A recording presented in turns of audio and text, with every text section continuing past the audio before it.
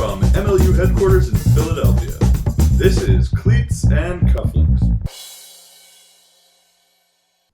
Welcome to another episode of Cleats and Cufflinks. I'm Nick Darling, and I'm here, as always, with Dusty Rhodes. Dusty. Hiya. How are you? Breathing. Better than not. Oh, man. Yeah, it's been a crazy week. We're going to get into a little bit of a crazy sports week thing. We're going to do a little bit of talking about the season, as a couple of our teams have reached the halfway point. Yes, that's true. That's true. But first, we're going to say thank you to our sponsor, Heavy Seas Brewing Company, down in the kind of Baltimore, Maryland area. Indeed. Kind enough to support the show, most importantly in liquid form. GFOP, good friend of the pod. Good friend of the pod, to reference my favorite podcast, other than ours, of course. Well, clearly. But yeah, Loose Cannon today, which is their Hop 3 IPA. So I'm guessing hoppiness. Oh, yeah. I think, so. I've had this one a handful of times. It's often on tap in the Maryland area. We'll do a little bottle read here. Yeah, let's get the bottle read. Our Loose Cannon Hop Cubed Ale is opulently hopped 3 times in the brewing process. Herbal and aromatic, an amazingly graceful American IPA. I've had it on cask a couple times, either with or without extra things in the cask. You know how they like to put hops or mango or something interesting in there. But yeah, I like this one. Yeah, I mean, I've had it a few times myself. It is a good beverage, and I'm certainly not going to turn it down for familiarity. So again, thank you to Loose Cannon. Oh, you're and a fast remember, pourer. Enjoy your Loose Cannon responsibly, of course. And I guess I said Loose Cannon instead of Heavy Seas. I get a Heavy Seas and enjoy your Loose Cannon responsibly. And so today, a special toast to one of the most improbable events in sports history. Leicester City has won the English Premier League. Mm-hmm. And, I think a lot of people out there listening to this by now probably know how crazy this is. So we don't need to belabor it. But for the few of you that haven't read any articles or haven't paid any attention to this, they were 5,001 odds to win the championship. Bookies just in Great Britain paid out $25 million. Right. Just in Great Britain. And they were actually more leverage than that. Oh, they were on the hook for probably back. Twice that, but they'd been buying it back through the season and I mean, this is the interesting thing about it, is that the way that season is put together, this continued to be almost as improbable all the way until it finally happened. Leicester City, more improbable. I think we found a couple of fun facts. You had a couple earlier. More improbable than Elvis. Elvis being discovered alive. Yeah, more improbable than Elvis being discovered alive. According to actual bookies. Right. You can place these bets. More improbable than Simon Cowell becoming the next Prime Minister of England. More improbable than the Philadelphia 76ers, who are actively trying to lose, winning the NBA championship. I didn't know that one. I did not know that one. More improbable than Hugh Hefner coming out as a virgin. Or Obama announcing that the moon landing was faked. Yeah, so that gives you a little bit of context. Last year, Leicester City... So the way the Premier League works, for those who don't know, is there are 20 teams in the league.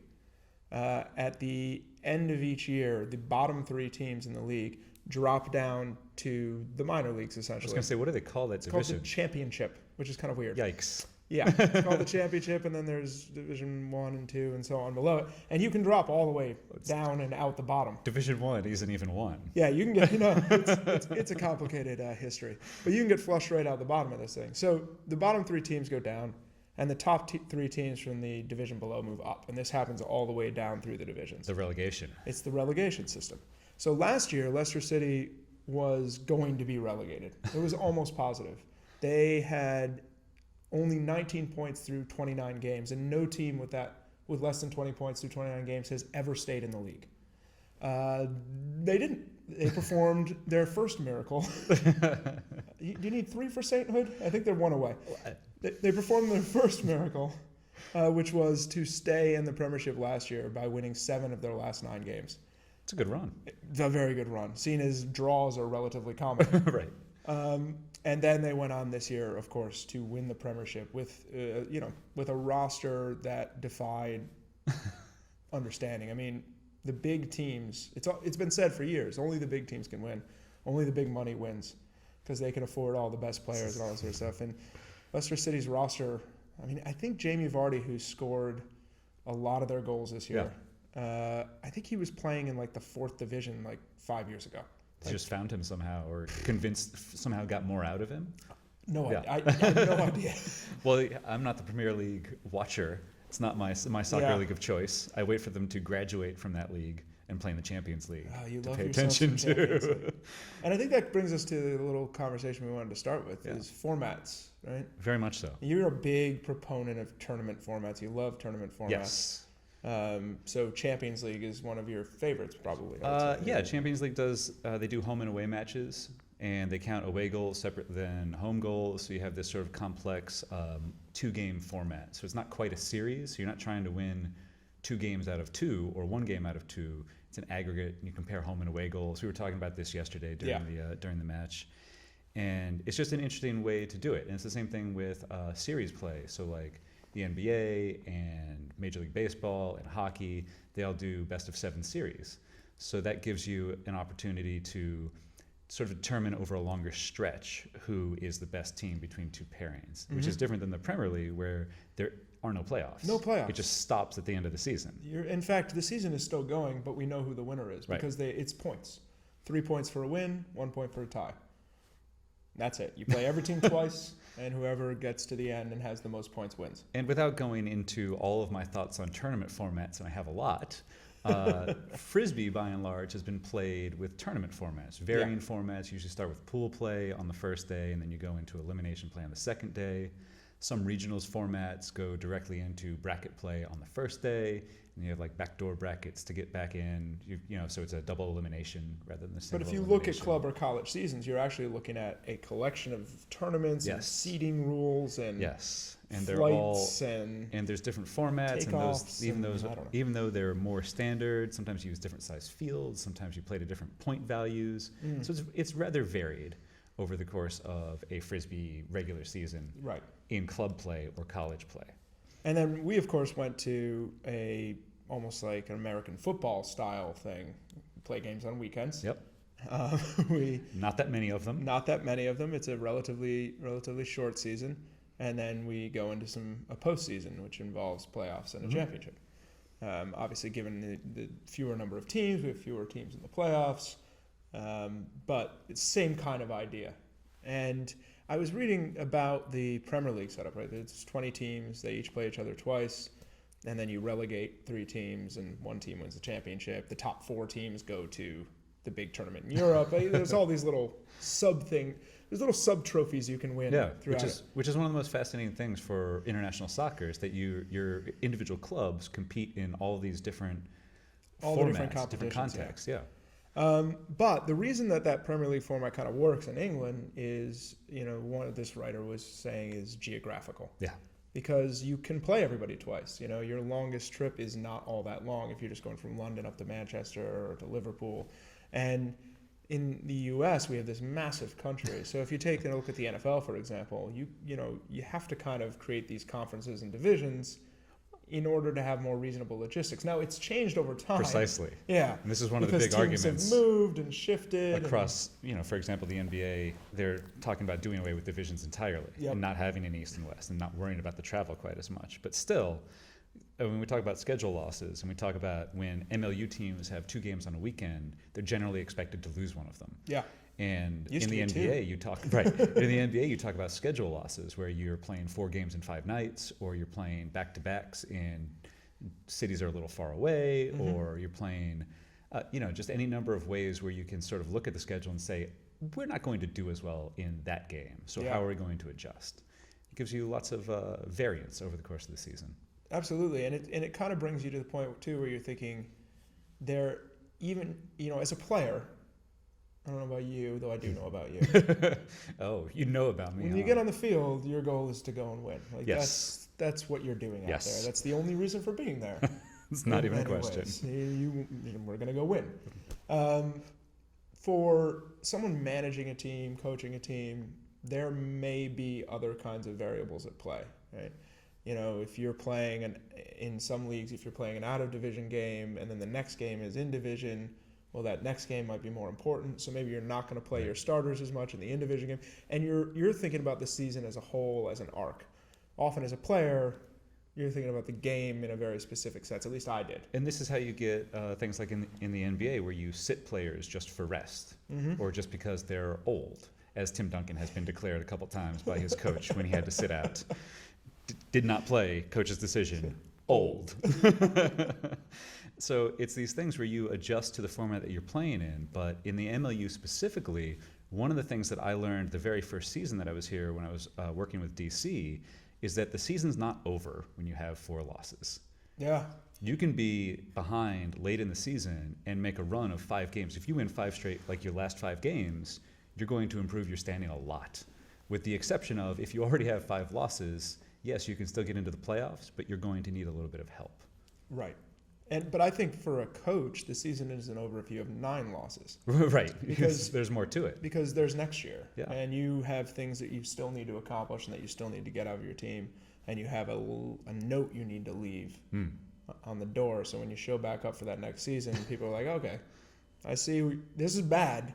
But the trajectory is what we want to see. So we're going to pick up here. And I think that that's a very, very different thing.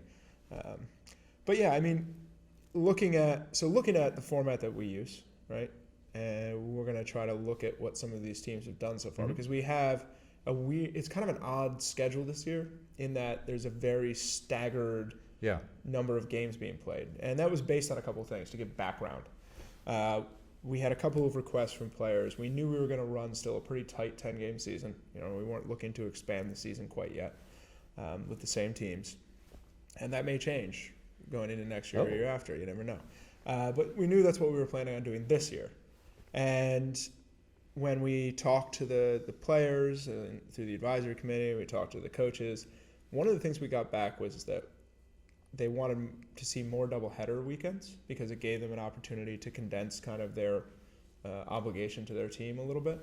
And we wanted to keep the season a little bit tighter than last year. And that's both from the players' perspective and from business. When we ran up into August for the championship game, that's like full swing summer vacation, like tougher to get crowds, tougher to build people up. So wanted that game to land in July. The result is, though, we have a kind of odd thing where we have a couple of teams that have played 5 games and are halfway through their season technically this early on. And then we have a couple of teams, I think San Francisco only played 2? Correct. That's San what I was just checking here. 2 games to make sure that I had that number right. I kept thinking it was 3. But so we were talking about on the bus ride as I traveled from Boston down to New York over the course of this weekend to call 2 games, and they were talking about sort of some of the frustrations that you have with the unbalanced schedule, and I was talking about how much fun it is from a commentating perspective and a writing about the league perspective to have teams sort of rush ahead in the standings and or other teams seem like they're falling behind because they only have 1 win or they have 1 win and 1 loss. So it gives you more room for speculation and room to try to extrapolate from what you've seen so far into what you expect to see later. Yeah. And these 2-game weekends, I've been fortunate enough to call a bunch of games where I see the same team back Saturday and Sunday. Yeah. And that helps me get a really good sense of what they do from game to game. And it gives the players a chance to be together. So build like team building, just existing on the bus together during those trips. Staying in a hotel. Yeah, that's what those trips are interesting too, because it, condensing the season and saving it like monetarily works out, but then logistically you're adding costs because you had hotel stays and things like that in there. So it's been an interesting experiment. But you're right. I think I like the imbalance as well because I like the idea that Portland is 5-0 right now, riding high, winning the thing, but San Francisco's 1-1. Right. You don't even know. And you don't know. They could end up 4-1. At the end of the next couple of weeks, and suddenly, they're in the mix, and we had no idea they were that good yet, And I think that the game in hand idea is kind of entertaining. Yeah. But we said, at one point, hey, when we get like halfway through the season, let's do a Cleats and Cufflinks. It's more about the actual gameplay rather than basketball or soccer, and it's hard to find where that point is. So. Seems like now might be a the couple time. teams are there, so let's do it. So we're going to go through, I guess, sort of team by team, and just talk about what we're seeing so far, what kind of players that we're looking at on these teams, and get our thoughts generally on the trajectory of the season thus far. So where would you like to start? Where should we start? Well, let's start with Vancouver. This is the first one I have written down on my notepad. So. You must have been going reverse alphabetical order for some reason. I always start reverse alphabetical. Or most Canadian to least. that's generally where I start. It gets really complicated after that. I have to decide what number of each team's players lived closest to which border. I think we've got to go with Seattle as the most Canadian, non-Canadian team, except they may be anti-Canadian more so than the rest of us who don't deal with Canadians. Oh, that's very interesting. Or Canadians, which is a different thing. Canadians is quite different. Yeah, the Seattle guys, I rode the bus up to Vancouver with them once. And they love playing Vancouver at any chance they get because that's their thing. But we had to stop at the outlet malls. That's a big Seattle tradition. No, it's before you get to Canada. Like literally, it's a place that they could just go. But the whole team has to stop. It was basically take that scene from that Julia Roberts movie where she's she's a call girl and she gets all dressed up and goes out shopping. It's the entire team acting out that. See, that's really very different than the East Coast road trips that I've been on because they just stop at rest stops on the Turnpike or on I-95, and that's really not very exciting. It's just kind of depressing. It's like every other road trip. The Seattle guys know how to travel, and there's a couple video. There's some video evidence of that as well. You can go out and find that. So what have you seen from Vancouver thus far? So it's interesting. I got to call a Vancouver game this past weekend, but I wasn't in Vancouver. That was kind of the crazy thing about calling that game. We called it from here. Yeah. It seemed to work out pretty well after I went back and watched. Yeah, I mean there are challenges to it. Because you can't tell what's going on, the weather. Quite tell what how the weather's affecting things. You also have trouble seeing cuts as they develop, and making the anticipatory comments. Yeah, making the anticipatory comments. But by and large, it worked out very well, and I enjoyed the game. But so watching Vancouver, they're 0-5 right now. Yes, it is. For those unfamiliar with sports, it's not a great start. It's not a great start. They've scored 68 goals and had 120 which scored against them. Which puts them at -10 per game on average. Yeah. So it's been 10.4 around there. Yeah, so they've struggled. Yeah. They've struggled. But I think if you look at the situation, brand new coach came in really late. Yep. Gatian? I haven't met him. I've met him, but he says it with a French inflection that I can't do it. You just have to pretend that a lot of those letters aren't there.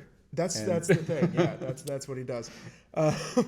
So I apologize. I'm bad at French pronunciations. and I'm no better, so I won't even attempt. Yeah, I think his phonetic on his thing is like Gatian. Or something like that. So maybe that's closer. I have no idea. I'm going to have to ask him. I'm better with the Spanish. I'm going to have to ask him again to repeat it for me. I apologize. But he came in late and inherited what is a very young team, relatively inexperienced team, and certainly inexperienced playing as a team on the MLU fields and in that rule set. And it was patently obvious in the first couple of games that they were just getting their feet under them and trying to figure it out.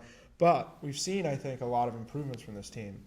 And I feel like if I'm the coach of that team, that's where I'm making most of my value judgments on what we're doing.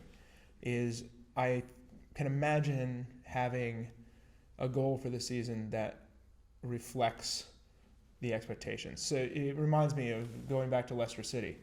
They hired Claudio Ranieri to coach the team, which everybody was really sad about, because nobody thought he was going to do anything good. And when they interviewed him, they said, well, what are your hopes for the team this year? He said, after they won their first game. And everyone's like, oh, that's amazing. So what are your hopes for the team this year? And he said to reach 40 points. Because 40 points in the Premier League is basically like, that will keep you in the Premier League. Like, that's the basement below which is relegation. So he said that. So I'm picturing that, if I'm coaching or managing Vancouver, I have that same kind of thing where I want to see improvement. I want to see a trajectory. I want to get to a point in the season where I can win games. And we're starting to see that from them. Up until in their first 3 games, they hadn't won any given quarter. There was no quarter in which they outscored their opponents. In the third week, they had a quarter where they tied their opponents in the first quarter. And then in the last 2 games this past week, in each one of those games, they won at least one quarter. Yeah. So that's a step in the right direction. And in their game against Seattle on Sunday, they got 7 breaks, which is their highest break total so far. So, and they also managed to score 18 points, also their highest point total so far. The problem is Seattle scored 28 points. That's more. But they're starting to put the pieces together. Yeah, and you always say if you can score 19 points, you have a chance to win. Yes. And so that's an interesting line for them to look at. Right? Provided you're not allowing almost 30 points in a game. Defense does come into play. The framework that I usually work with is there are about 40 points in an average MLU game. Yeah, and I think that, like you said, I think they're improving. And we have to move through these quickly to get them all in. But, the guy I've been noticing that I noticed most last weekend, which I hadn't been really paying attention to, but I look back and I realize he's been doing a lot for this team, is Taylor Naden. He's a 6'4", 25-year-old. He has, in the season so far, 7 goals, 10 assists, 3 blocks. That's solid. Very solid. And what I noticed about him about halfway through the game I was calling, the first time I really started to pay attention to the fact that we've been saying his name a lot, right? He's got over 1 touch per offensive possession, so he's getting the disc a considerable amount of time, right? But the thing I noticed was when he scored, I was suddenly like, wait a minute, that guy's been behind the disc for most of this game, and now he's downfield. Versatility, his ability to get downfield and make you pay there if you're over-covering him when he's back behind the disc. But if you give him when he's back behind the disc, we can see he's capable of generating assists, capable of moving the disc around. I think he's going to be a really strong player for them coming home. Right on. I don't have all that much to add, but one of the things I noticed when I watch Vancouver play is they have some large men on their team. Yeah. And they're still figuring out how to use those. Both those individuals seem to be learning how to be big ultimate players, and the team is learning how to leverage that size. This is one of the things to jump to another team, if you don't mind. Let's do it. This is one of the things that we talk about when we talk about the DC Current. Yeah. When we talk about, the person who stands out to me on that team is Lloyd Blake, because he stepped into this huge new role where he's been involved in the offense over the course of the last couple of years. But this year, he's leading the league in throws by a significant margin. Like throws per game or just throws overall? Period. Okay. He's just taking all of the throws. In the game on Saturday, or the game on Sunday, he had 52 throws, and he completed 49 of them, or something along those lines. Yeah. And we've been also tracking offenses versus defensive stats. Yep. We've also been tracking second assists. So when Lloyd Blake is in on the quote-unquote hockey assist, if you will. I call them second assists because hockey doesn't make sense to me. Yeah, because this isn't hockey. No, but even if this were hockey, it still wouldn't make sense to me. I also have that problem. Yeah. The sort of this other thing that I tried to do when I was looking at stats this year is to combine goals plus assists plus second assists. Yeah. Because when you get goals and assists, you get a good idea of this thing, but then you add in the hockey assist and it takes you to this next level. So when he's in on offense in an average game, he's averaging 7.8 goals plus assists plus hockey assists. If we're just talking points, he's averaging 4.8 points, which aside from Khalif El Salam, who has only played 1 game, 8 points in that game, by the way. Yeah. Aside from that outlier, he's leading the league in offensive points per game. So we're just talking, like, he's a 6'5" handler. Yeah. So when they put a handler defender on him, he goes downfield and says, go ahead, try to deal with me down here. When you put a downfield defender on him, he's very difficult to deal with, very left-handed, which tends to be an advantage. And Always. While DC has been sort of floundering this year, they're at 1-4. Their results have been getting better. They survived having a fourth quarter lead for the first time on Sunday. They did that against New York. There was nice a worrying moment in there. Yeah, but then they got to that last point of like three and a half yeah. minutes where neither team scored, which sealed the deal. Yeah. So DC is also a team that is aiming on trending up as the season goes along.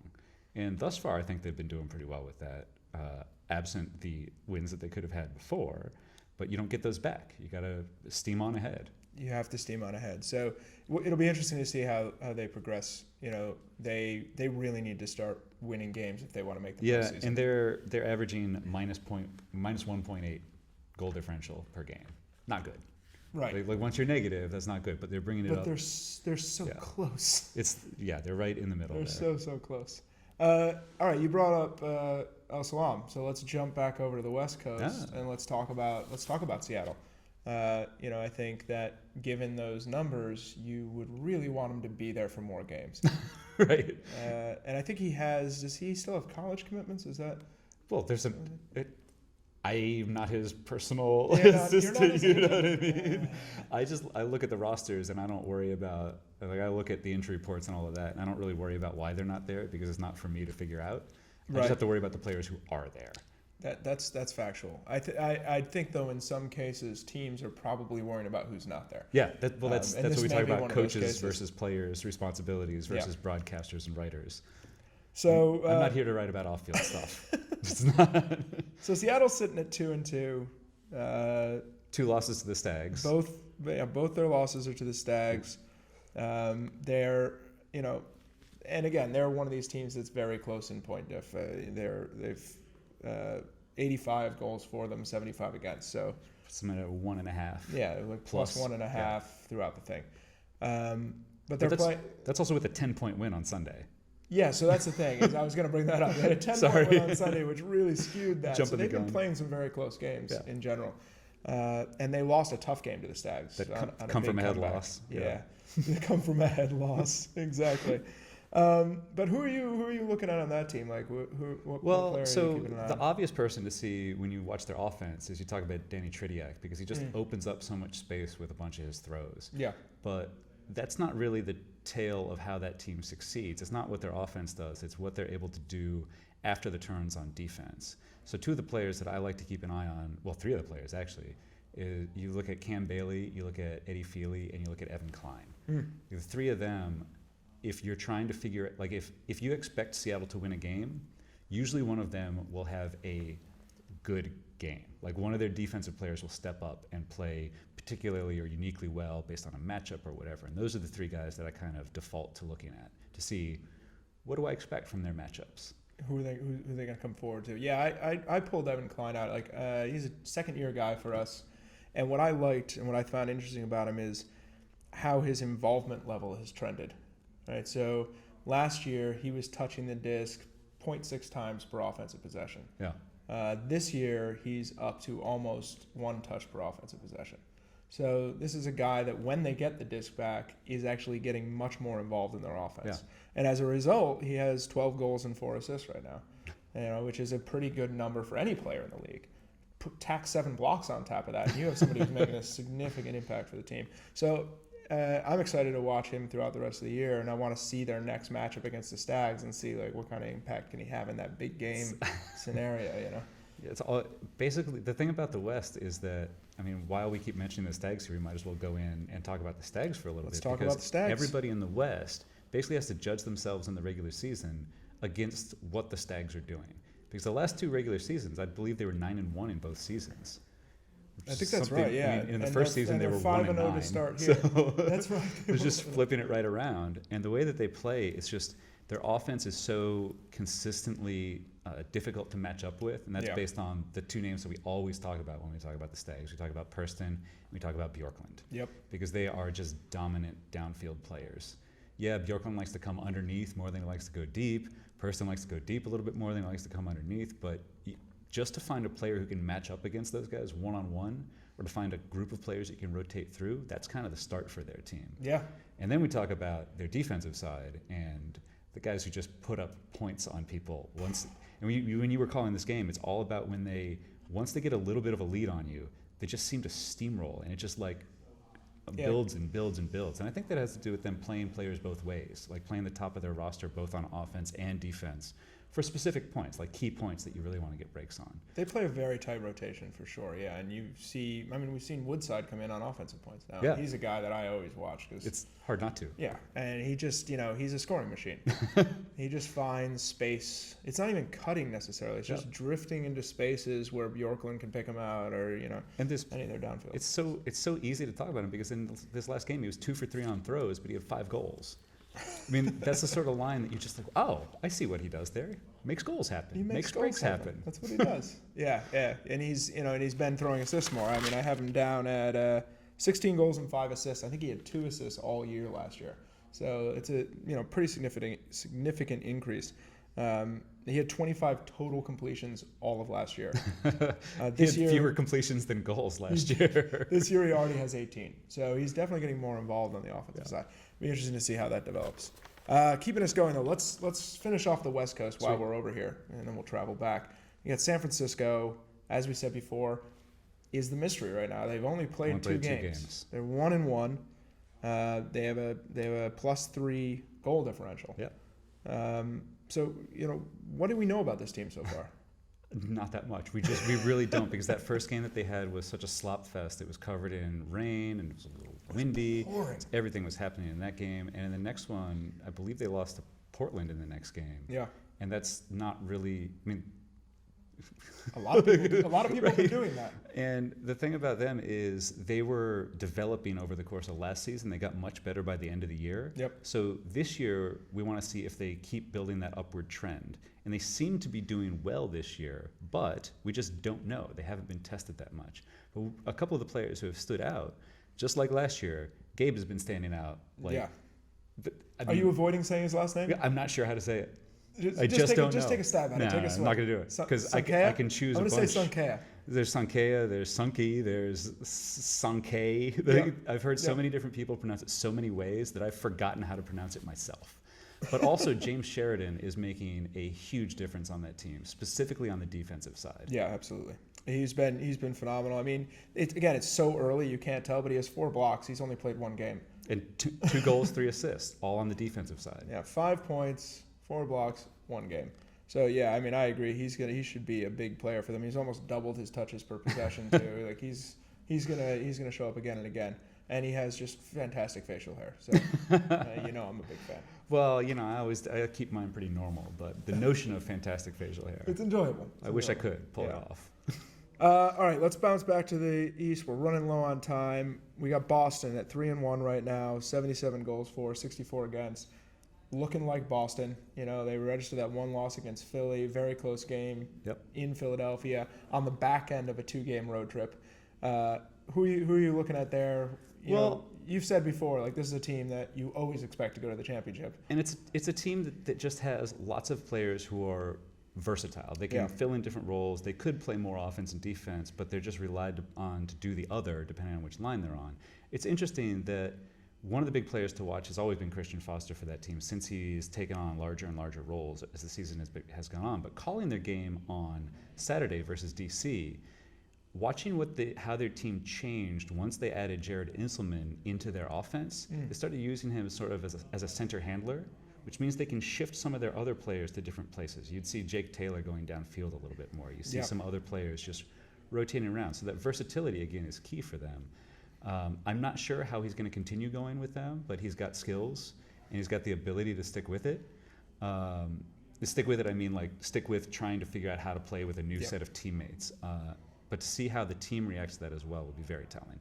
Yeah, I mean, they're gonna be great to watch. Them in Philadelphia headed into the end are gonna be really fun. Looking forward to that next game against Philadelphia. It's gonna be really big. A couple weeks from now. So Philly, for talk about, they're 4-0 right now. They have been very, very solid through the beginning of this. All over the highlights of all kinds. Yeah, they're plus 30 points, right? They're plus 30 goals right now. So they're on their way. And I've been watching, and a guy that I'm really impressed with is a real veteran for them. He's been with the team for 4 years, and that's Matt Glazer. Yeah, he's been doing very well. He does what he does so quietly in a lot of ways. Like, you just get to an end of a game and you're like, wait, how many goals did he have? So he has 14 goals and 5 assists on the season already. Even has registered a block in there. He's getting the disc about once every possession. He's just been a massive player for them at a time when you expected to maybe see some of these young guys come up and be like the go-tos. And the thing that I'll tap onto the top of that is that the thing that has impressed me most about Philadelphia is what they do on defense this year. They look so much more aggressive and determined, and they seem to have specific ways that they're looking for blocks against different teams, against different types of offense. It's like there's a number of different players who just close to the disc so aggressively. Love seeing that. That's my favorite thing. So Philly, we're going to see tested. They're headed to New York this weekend. So let's talk about New York a little bit. What are we looking at in New York? They're 1-4 right now.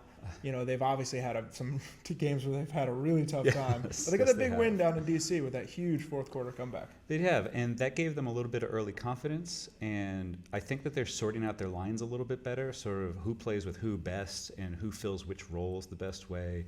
They seem to have found a nice young player in Sean Mott who can both go up over defenders to get discs, as we saw multiple times, can throw some assists like we saw this past weekend, had one game with a bunch of incompletions, but aside from that, completes a bunch of passes as well. It's very important. I love watching Sean Mott play. A short guy who plays big. He's only 5'8", but 10 goals, 9 assists. Like he's been a really bright note in what New York's And we doing. think of him as a receiver, but he's actually ranked higher in assists than he is in goals so far this season. Yeah. I mean, there's a whole bunch of players individually who are doing well on that team. Scott Zoo, Marquez Brownlee, they're all playing well, but it's not cohering yet. It's not gelling yet, but they're one of those teams, again, like Vancouver, who's looking to take a bunch of young players, sort of a basic, let's call it a lack of chemistry from the beginning, and kind of mold that into something that they can use year on year going forward. And, that's what I like about what's happening right now is coaches are actually thinking about next year and the year after in a way that they didn't through the first couple of years of this league. Indeed. Because let's be honest, there's a lot of uncertainty when you start a league like this. Will we have it next year? Should we just try to win this now? Yeah. What are you talking about? Shocking, I know. But now teams are starting to look to the future. And we're going to look to the future as we watch the rest of this play out. Like I said, a couple teams halfway through, a bunch of teams not there yet. And I think, we'll catch up more on these players that we've talked about over the course of Cleats and Cufflinks to the end of the season. Did you just call me a moron? Did I do that? We'll catch up, moron. We'll catch up more. Sorry, that's the way I heard that. Oh, man, I got to work on my pronunciation. I'm going to give you a final note here on the shirt that we're wearing. This is a UPA Club Championships 2004, and the reason I'm wearing this is because of the crazy tournament formats that we like to talk about. One of the reasons that tournament formats are so much fun is because of the crazy things that can happen. So this is the old Power Pool format. If you're really interested, just go look it up. This is on the USAU archives.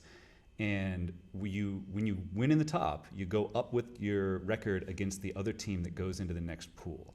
So we ended up finishing in a 3-way tie with Sockeye and Chain Lightning, having beat Sockeye, lost to Chain. Chain was eliminated on a -4 point differential, and we tied with Sockeye, so we both go up, and we go up with a win. Sockeye goes up with a loss. But in our final game in that pool, we were playing against Electric Pig. We won 14-13 on double game point.